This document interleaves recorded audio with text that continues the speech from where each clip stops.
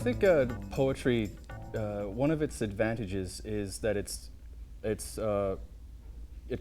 can be image based. So a lot of focused language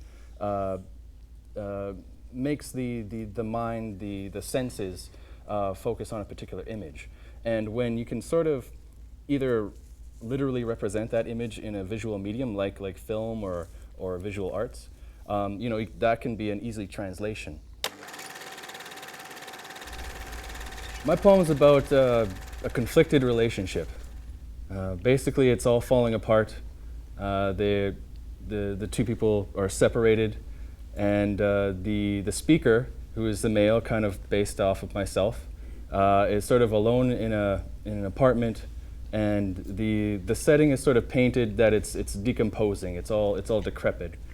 It's a personal poem. It is a personal poem. Yeah. So, I really kind of played a bit of shrink on him with, getting more into the actual story. And as I did that, I started to relate with my own personal life.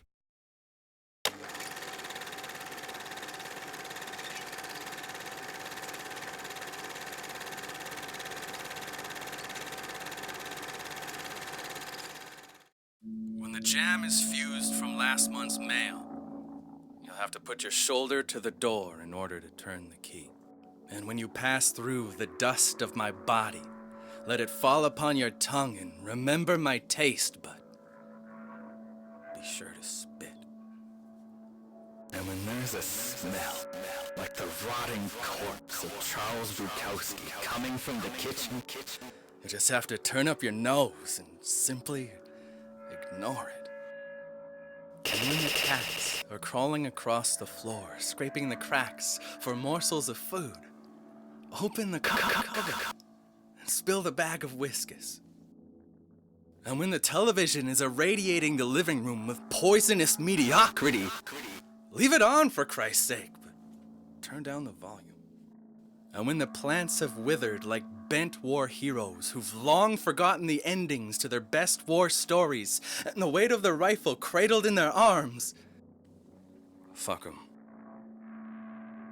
And in a low-lit melancholy, when you bump into the dining room table, sweep it clean of the emptied bottles and crumbs of skunk and white powdered lines that took from us our humanity and made us slaves to libations that granted us no true satisfaction.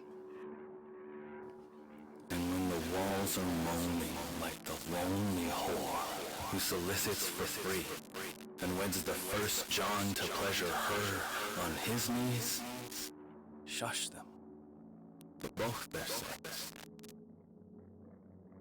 But when I'm whispering your name under heavy sedation, and when you've memorized the exact pressure to place your lips on my forehead, when I tell you my darkest failures and you're holding the structure of my chest together with the possibility of hope, and when your underwear is twisted within my fingers, and when the sight of you brings breath to my lungs, after years spent failing to asphyxiate myself into a peaceful sleep,